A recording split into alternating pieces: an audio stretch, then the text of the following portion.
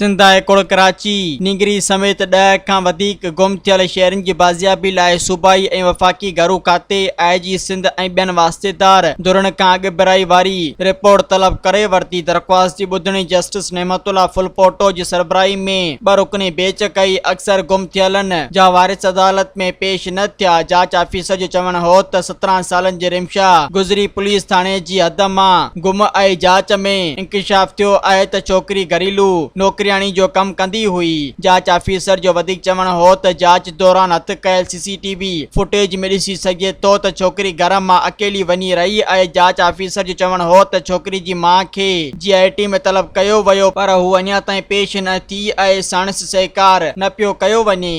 मज़ीद ख़बरनि ऐं तफ़सीलात लाइ विज़िट कयो असांजी वेबसाइट www.awamiNewsHD.com ऐं ॾिसंदा रहो अवामी न्यूज़ HD।